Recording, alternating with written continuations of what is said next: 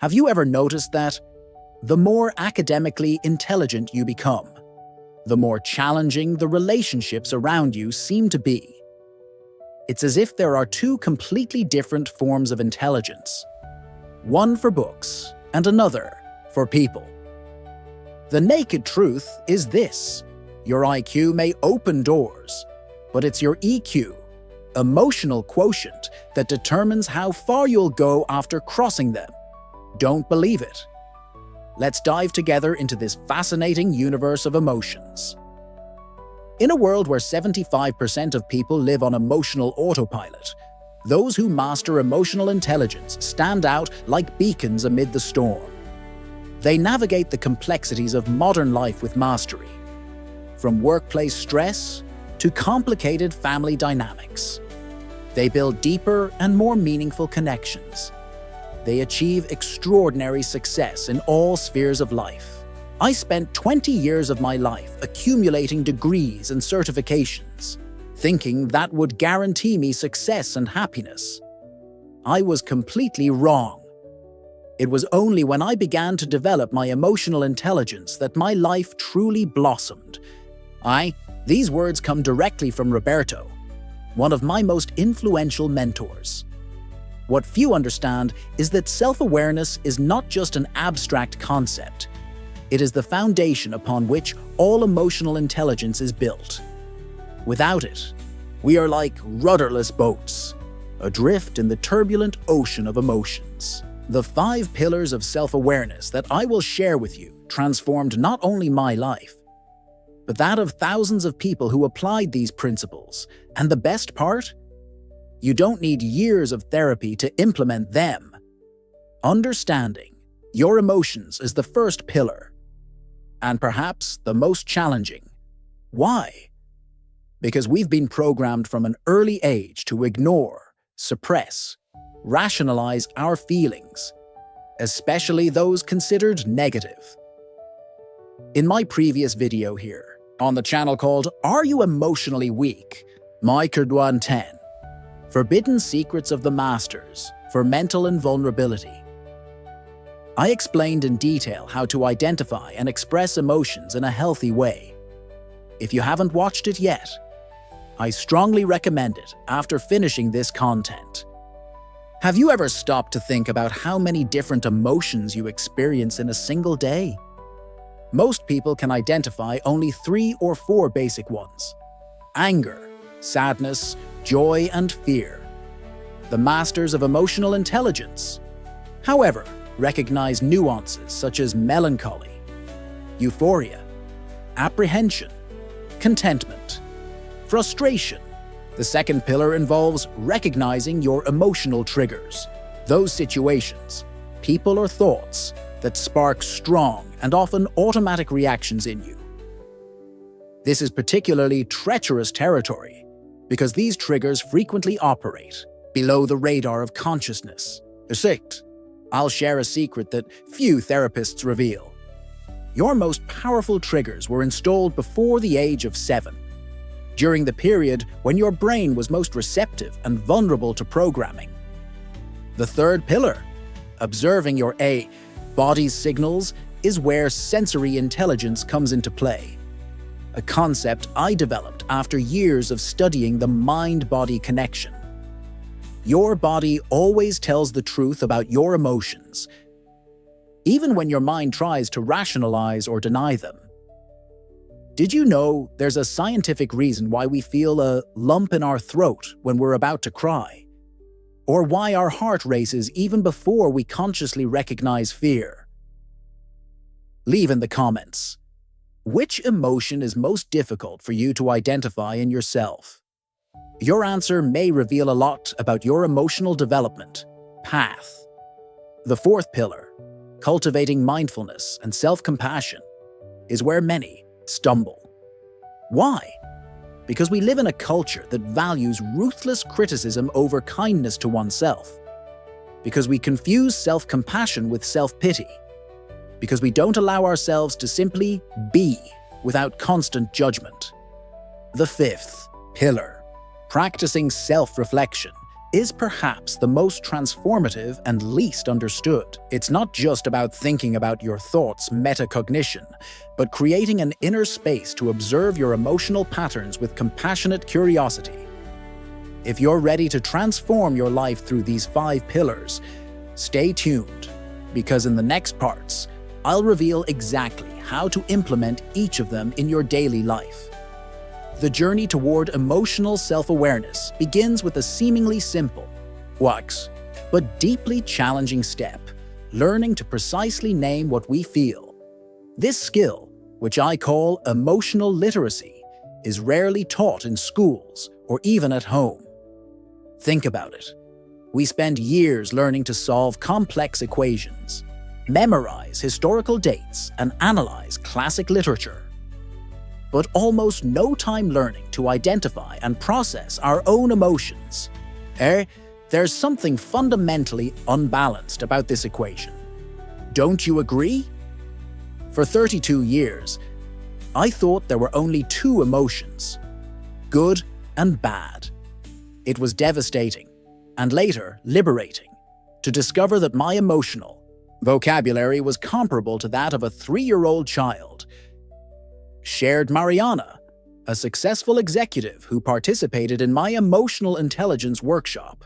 Here's an inconvenient truth: without a robust emotional vocabulary, you're essentially navigating life emotionally colorblind, unable to distinguish the nuances and complexities of your own inner experience. In our video here on the channel, titled Emotional Shielding: The Stoic Method to be Mentally Unshakable, I addressed how this limitation of emotional vocabulary makes us vulnerable to external manipulation. I strongly recommend you watch it after completing this content. So, how do we expand our emotional vocabulary? Begin by creating what I call a nuance journal, a daily record where you challenge yourself to identify at least 5 different emotions you've experienced, going beyond basics like happy or sad. Use words like apprehensive, melancholic, rejuvenated, discouraged, inspired. Let's now move to the second pillar: recognizing your emotional triggers.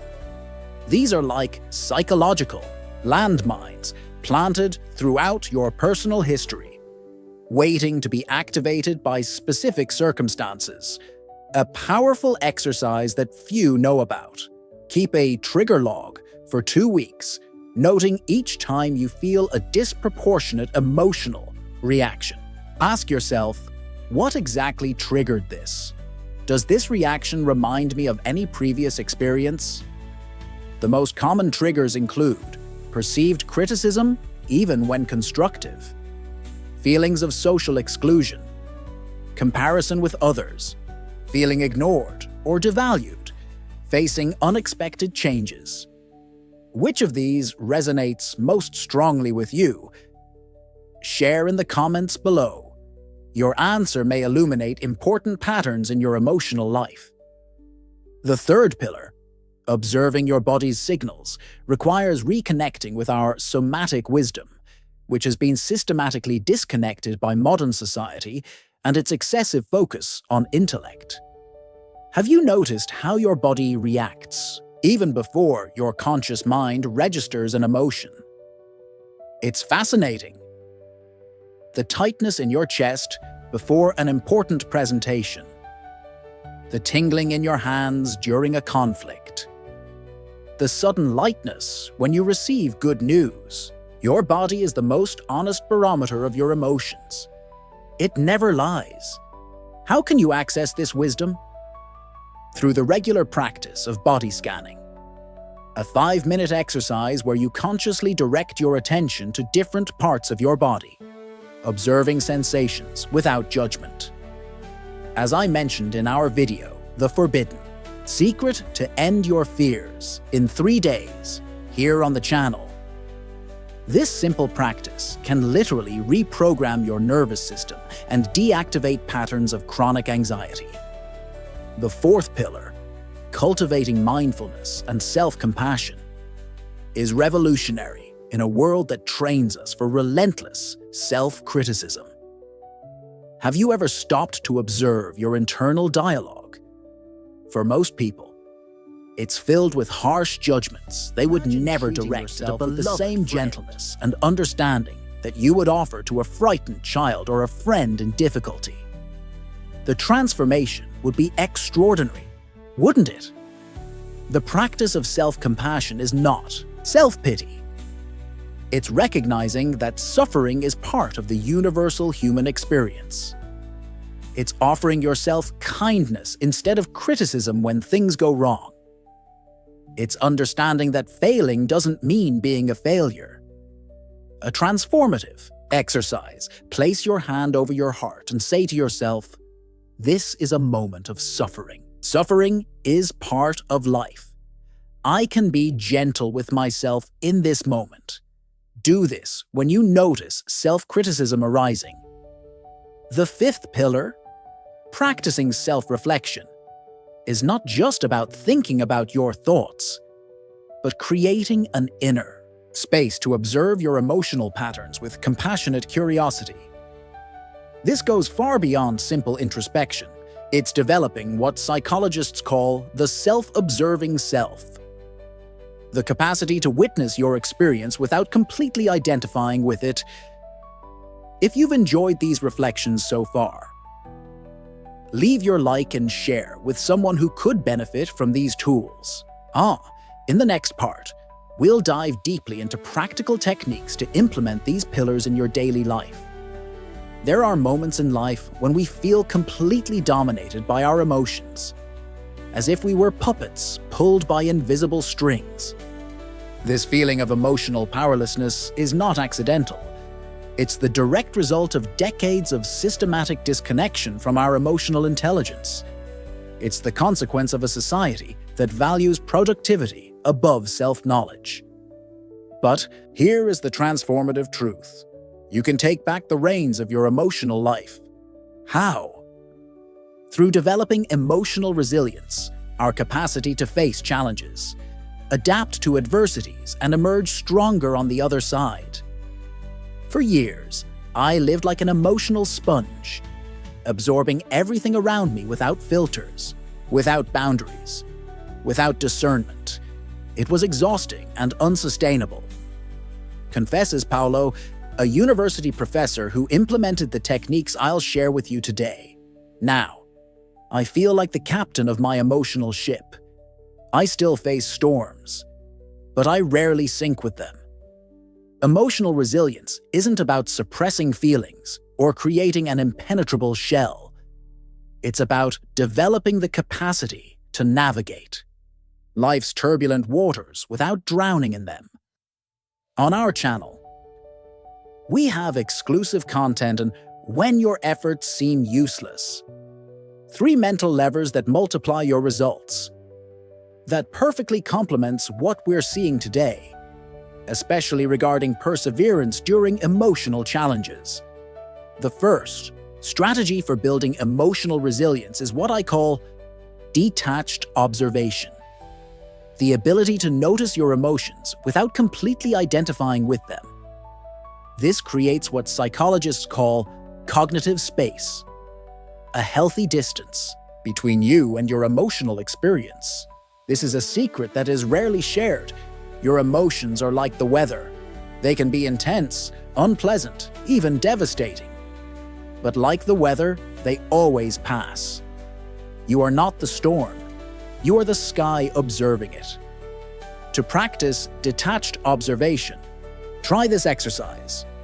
When you notice an intense emotion arising, name it in the third person. Instead of, "I am furious," say, "There is anger present now."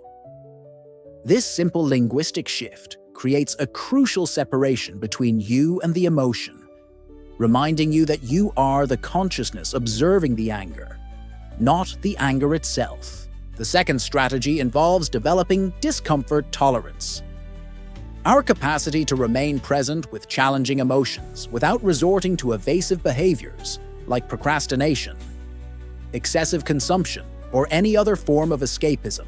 When was the last time you allowed yourself to fully feel an uncomfortable emotion?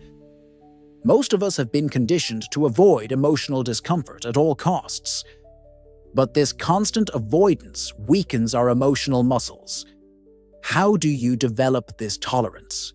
Start with small doses of voluntary exposure to slightly uncomfortable situations, such as public speaking, expressing a divergent opinion, or simply sitting with a difficult emotion for a few minutes without trying to change it or escape from it. The third strategy is cultivating what I call narrative flexibility, our ability to reinterpret events and situations in ways that promote resilience and growth. Have you noticed how two people can experience the same event and extract completely different meanings? While one sees a dismissal as an irreparable disaster, another views it as an opportunity for reinvention. While one interprets the end of a relationship as evidence of their personal failure, another understands it as a necessary redirection in their journey. In my video, Do This When They Humiliate You, Forbidden Technique of the Stoics, here on the channel, I demonstrated how this narrative flexibility can transform even the most painful experiences into opportunities for growth. The fourth strategy, and perhaps the most powerful, is developing self-compassion.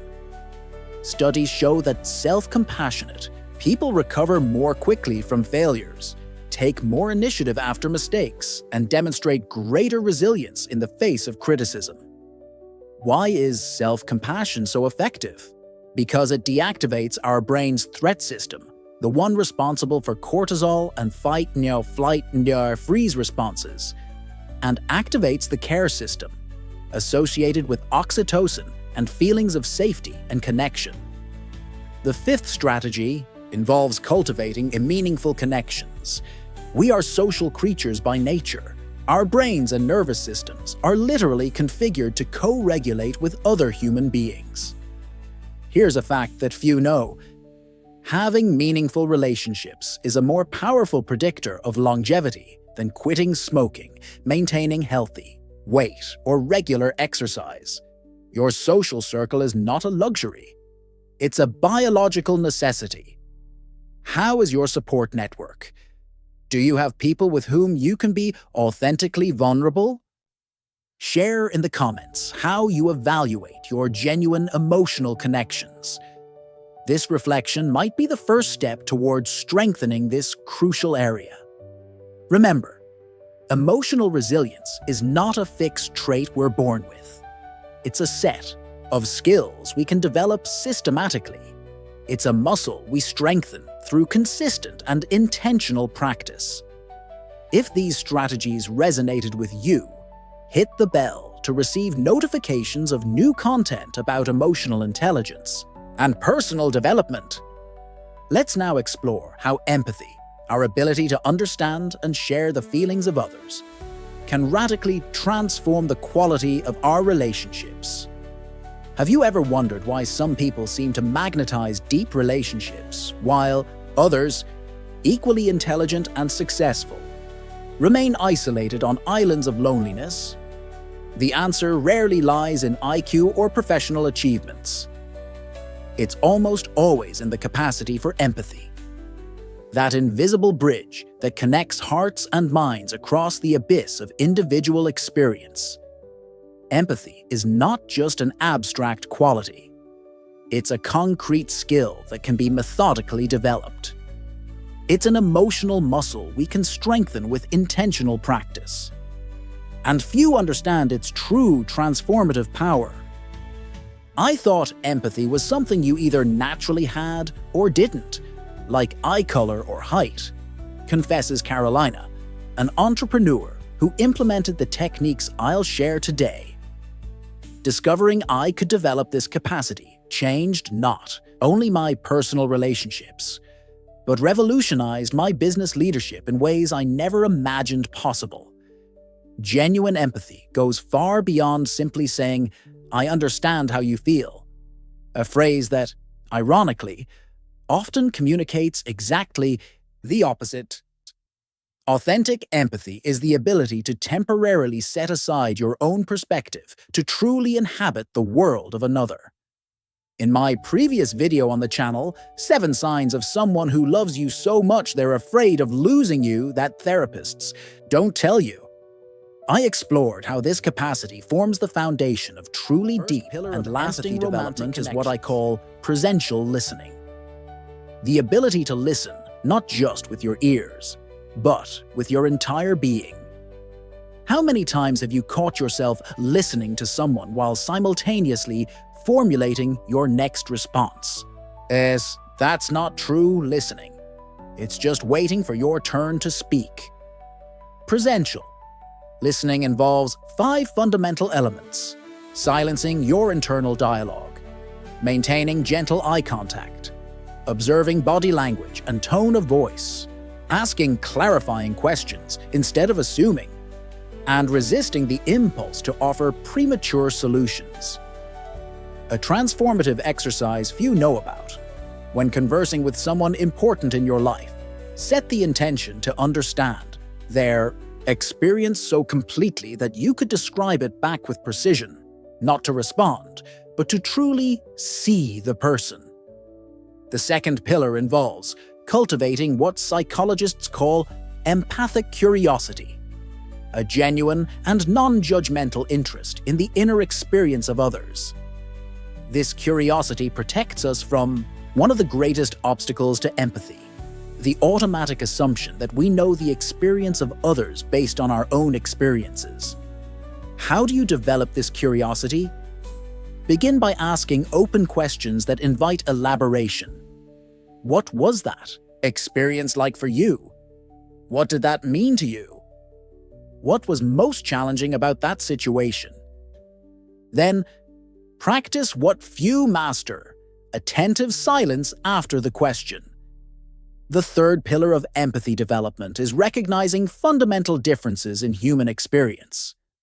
Paradoxically, part of developing empathy is recognizing that we can never completely understand another person's experience, especially those with identities and life histories radically different from our own.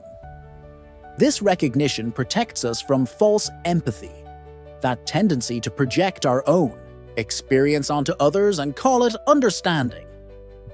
As writer Leslie Jameson said, empathy requires knowing that we can never really know the suffering of another person, and yet still caring. The fourth pillar involves developing nonverbal intelligence, our ability to read and respond to subtle communications of the body, face, and voice. Research shows that more than 60% of emotional communication occurs non-verbally through facial microexpressions, body postures, tone of voice, and breathing rhythm. In our video, Relationships That Are Traps: 10 Behaviors of Those Who Plan to Ruin You, here on the channel, I demonstrated how this non-verbal intelligence can literally save your emotional life by identifying incongruencies between spoken words and body signals.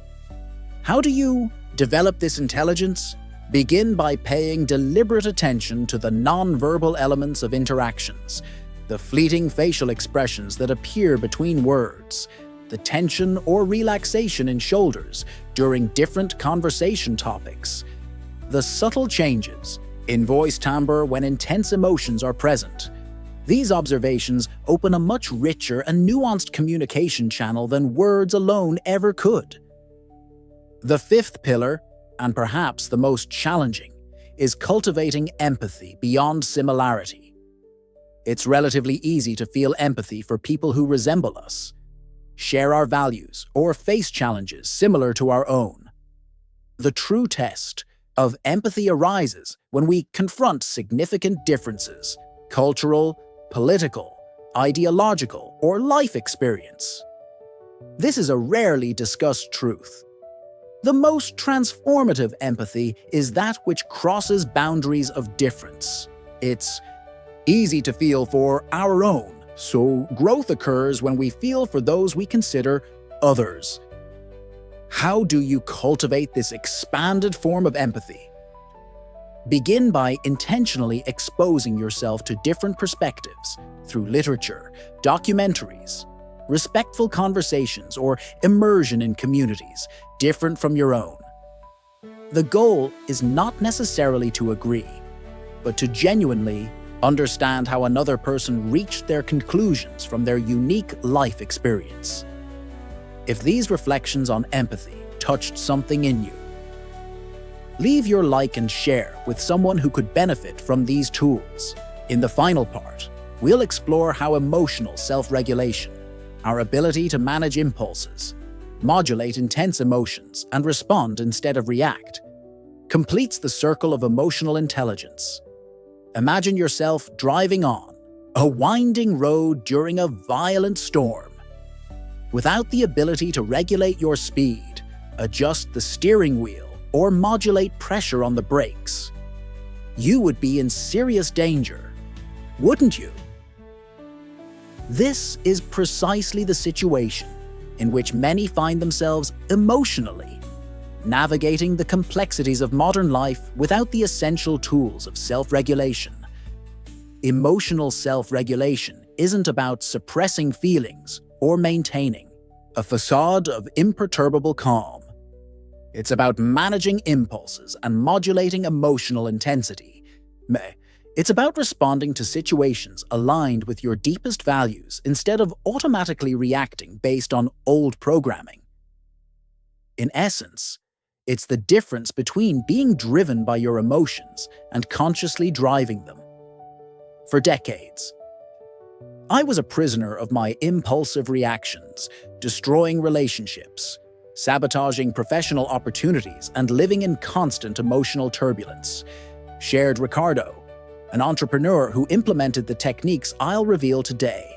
Learning to create space between stimulus and response was literally the skill that saved my life.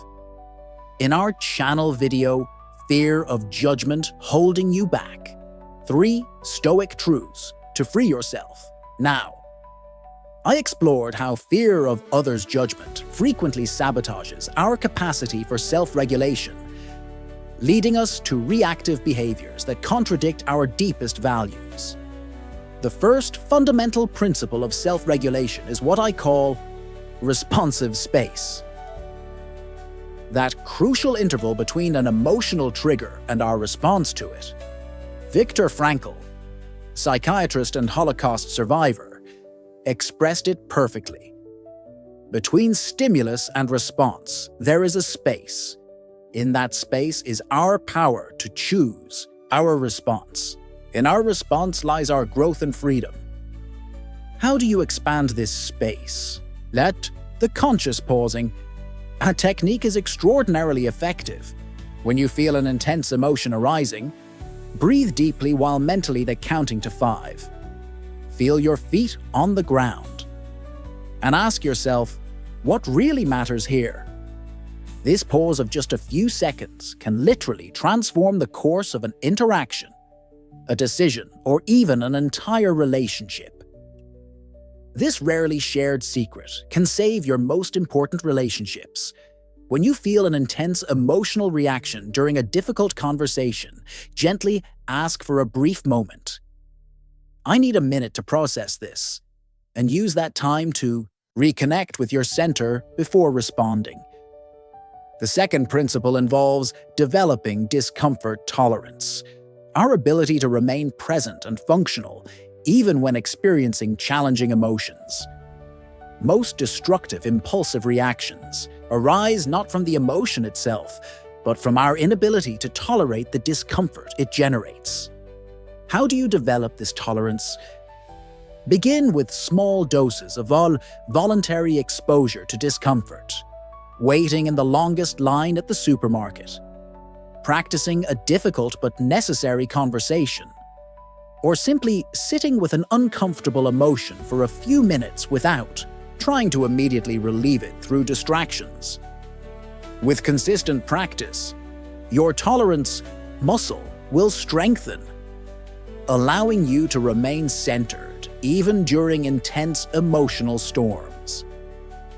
The third principle is developing specific, strategies for different emotional states. Just as you wouldn't use the same tool for all repairs in your home, different emotions require different regulatory approaches. For intense anger, physical release practices like vigorous exercise or deep breathing may be crucial. For paralyzing anxiety, sensory grounding techniques and cognitive restructuring are often more effective. For deep sadness, self-compassion practices and social connection usually offer greater relief. Here's something few understand. Each emotion has an inherent wisdom and a specific evolutionary boundary violations. Fear alerts us to potential dangers. Sadness helps us integrate losses and release what needs to be let go. When we learn to listen to our emotions instead of immediately trying to control them, we gain access to extraordinary inner intelligence. The fourth principle involves establishing clear and healthy emotional boundaries. Limits that protect your well-being while allowing genuine connections. Many of us grew up without understanding the concept of emotional boundaries or seeing them modeled in dysfunctional ways.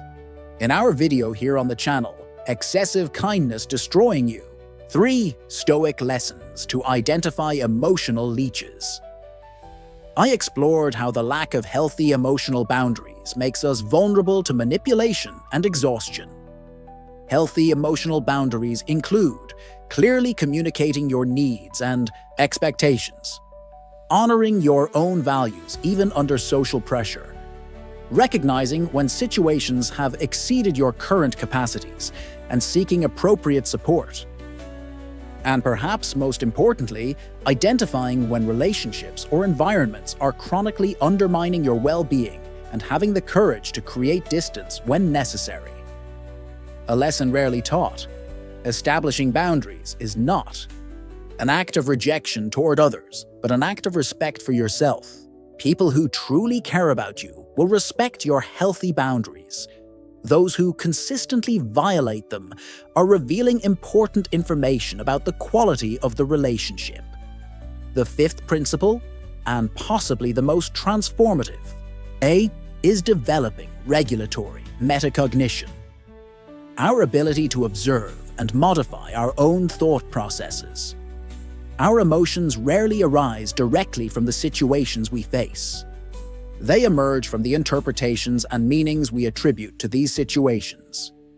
Have you ever stopped to observe the automatic flow of thoughts that arises when you face a challenge? For most people, this flow is dominated by cognitive distortions like catastrophizing, "This will be a complete disaster," personalization, "It's all my fault," mind reading, "I know exactly what they're thinking of me," and polarization, "If it's not perfect, it's a total failure." Through the practice of regulatory metacognition, you develop the capacity to identify these distortions in real time and replace them with more balanced and accurate interpretations. Not falsely positive, but genuinely realistic. A powerful exercise to develop this capacity is what I call Socratic questioning. When you notice a disturbing thought arising, ask yourself, what evidence do I have to support this thought? Is there contrary evidence I'm ignoring? How would someone who loves me see this situation? What alternative interpretation would be possible here? In our video, the answer you didn't know to live without anxiety and stress. Here on the channel, I demonstrated how this questioning process can literally transform emotional states in minutes. Now, let's integrate all the elements of emotional intelligence we've explored throughout this journey. True mastery doesn't come from understanding these concepts intellectually, but from deeply incorporating them into your daily life. Self-awareness allows us to recognize what we're feeling and why. Empathy connects us deeply with others through genuine understanding. Self-regulation allows us to respond to challenges aligned with our deepest values instead of reacting automatically. Together, These elements form the sacred triad of emotional intelligence. After decades of traditional therapy, I learned more about my emotions and how to navigate them in the last 6 months, applying these techniques than in all those years. Shared Adriana, an educator who implemented this system in her life. The transformation wasn't just internal, as my relationships, my career, and my general sense of purpose blossomed in ways I never imagined possible. Share in the comments. Which of the pillars of emotional intelligence do you feel you most need to develop? Your answer may reveal exactly where to focus your transformative energy. How do you implement all this in your daily life? Start small. Choose one practice from each pillar and consistently integrate it into your daily routine for 2 weeks. It might be 3 minutes of body scanning in the morning to develop self-awareness, a conversation where you practice full empathic listening without interruptions, or the conscious pause exercise when you feel intense emotions arising. Remember, emotional intelligence is not a destination. It's an ongoing journey of self-discovery and growth. It's a daily commitment to a more conscious and fulfilling way of existing in the world. If this content touched something deep in you, hit the bell and subscribe to the channel so you don't miss anything. Also, check out the other recommended videos that are appearing on your screen now. I'd like to share one last powerful secret. The deepest transformation occurs when you not only practice these techniques for yourself, but also share them with those around you. By elevating your own emotional intelligence, you naturally inspire and elevate those in your circle of influence, creating a cascade effect of emotional awareness that can literally transform entire communities. As the Stoics taught us more than 2,000 years ago, we cannot control what happens to us, but we can always choose how we respond. Emotional intelligence is precisely this: the art and science of consciously choosing our responses in alignment with our deepest values, in service of a life rich in meaning and connection. May this journey of emotional self-discovery be just the beginning of a profound transformation in your life. As Carl Jung said, "He who looks outside dreams. He who looks inside awakens." It's time to awaken to the transformative power of your own emotional intelligence.